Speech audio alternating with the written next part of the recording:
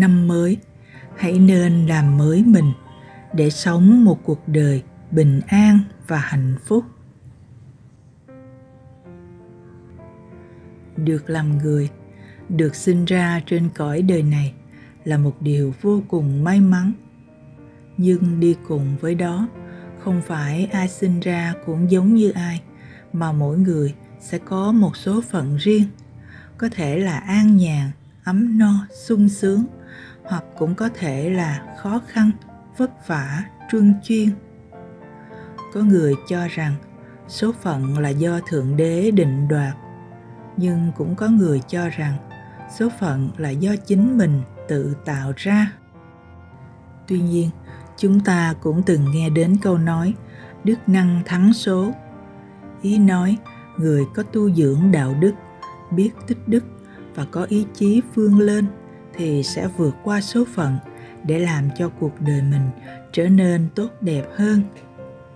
Hay nói một cách khác là cuộc đời của một người sẽ trở nên tốt đẹp hơn nhờ vào phúc báo, phước đức, từ lòng từ bi và sự lương thiện của chính họ.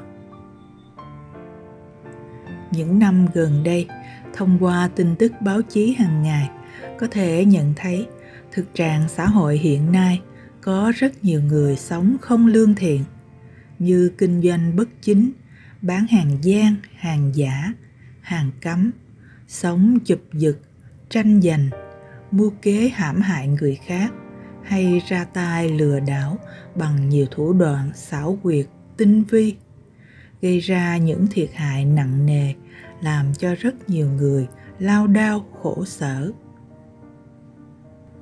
Người bình tâm tỉnh trí sẽ thấy, chung quy lại cũng chỉ vì lòng tham và ham muốn của con người mà ra. Có thể thấy, tham thì phần lớn là tham tiền, tham của cải vật chất, tham danh lợi, tham chức quyền, bổng lộc. Ham muốn thì là ham tài sản đắt tiền, ham những thứ sang trọng đắt đỏ, ham những thứ mới mẻ, độc lạ, kể cả đam mê nhục dục và những thứ phù phiếm giả tạo. Tham lam giống như một cái túi không đáy, luôn muốn vơ vét mãi, không bao giờ biết đủ. Còn ham muốn thì cứ luôn chực chờ tranh giành, đua đòi với người khác. Lòng tham và ham muốn quá độ dễ làm cho con người mờ mắt, u mê, không còn biết phân biệt phải trái, đúng sai, nên rất dễ rơi vào vòng xoáy của tội lỗi. Quá tham và quá nhiều ham muốn chưa bao giờ có được sự an yên và hạnh phúc lâu dài cả. Bởi tham tiền, tham danh, tham nhục dục lén lút làm những chuyện xấu xa bỉ ổi trong bóng tối, cứ ngỡ rằng không ai biết, không ai phát hiện ra. Nhưng đến một ngày nào đó chắc chắn cũng sẽ bị lộ ra ánh sáng, và kết cục là trở thành kẻ phạm tội và đánh mất tất cả. Vì vậy, làm người rất cần phải biết chế ngự lòng tham và ham muốn. Hãy nên hướng tới một lối sống lương thiện, biết đủ, ít ham muốn, để tránh bớt những tai ương, đau khổ, sống một cuộc đời thanh đạm mà bình an. Và dưới đây là một số điều mà bạn cần nên biết để rèn luyện làm mới mình trong năm mới này. Thứ nhất, trước tiên là vấn đề sức khỏe. Sức khỏe là thứ quý giá nhất, không gì có thể đánh đổi được.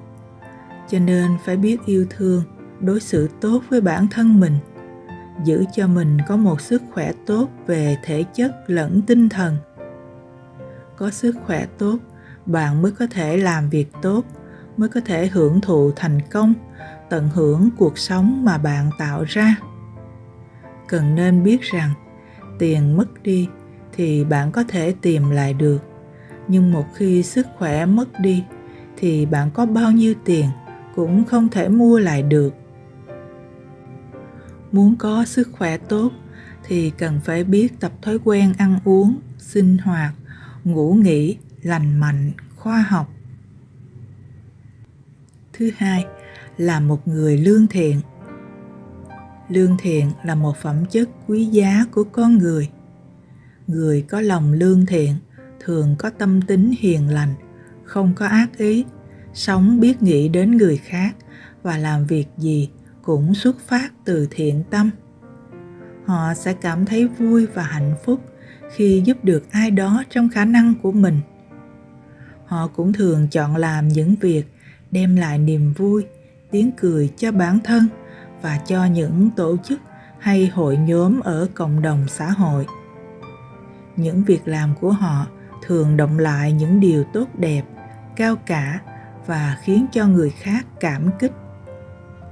Một người có tấm lòng lương thiện sẽ luôn được trời đất, ơn trên ban cho phước lành.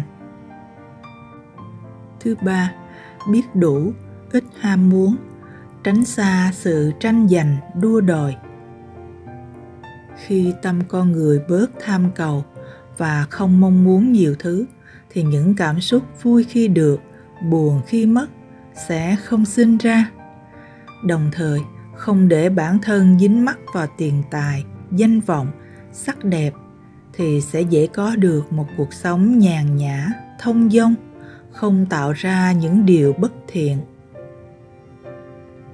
5 điều ham muốn thông thường của con người, đó chính là tiền bạc, sắc đẹp, danh vọng, ăn ngon mặc đẹp và các tiện nghi chỗ ở. Đây chính là 5 điều mà con người thường khao khát đạt được, càng nhiều càng tốt. Thậm chí, sự khao khát đó không có điểm dừng lại. Ví dụ như khi chưa có nhà, thì ước có được một căn nhà đơn sơ cũng được. Nhưng khi có được nhà cấp 4, lại muốn có nhà lầu. Khi có được nhà lầu, thì lại muốn được ở biệt thự hoành tráng và có xe hơi đắt tiền. Khi đói thì muốn ăn no, khi được ăn no thì lại muốn được ăn ngon. Ăn ngon rồi thì muốn được thưởng thức những món ngon độc lạ, quý hiếm. Khi lạnh thì muốn được mặc ấm. Đến khi đủ ấm rồi thì lại muốn sang trọng và đẹp đẽ. Sở dĩ như vậy là do ta không đủ tỉnh giác để biết dừng lại, không đủ ý chí để kiểm soát được những ham muốn của bản thân mình. Cho nên tốt nhất là bất cứ điều gì chúng ta cũng nên biết đủ và ít ham muốn lại, thì cuộc sống sẽ dễ có được niềm vui hơn. Thứ tư, tập sống hiền lành, điềm tĩnh, nhã nhặn để cuộc đời an yên. Con người dù muốn hay không cũng nên tập sống hiền lành, điềm tĩnh, nhã nhặn một chút. Bởi dù gì đi nữa cũng không thể để tính cách của mình có khiếm khuyết.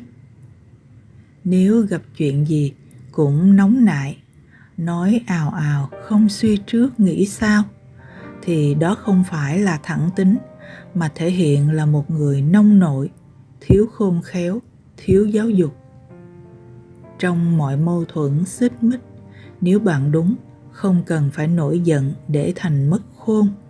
Ngược lại, nếu bạn sai, lại càng không có tư cách để nổi giận. Đừng để cơn giận dữ nhấn chìm bạn, để rồi khi bình tâm lại, sẽ thấy hối hận vô cùng.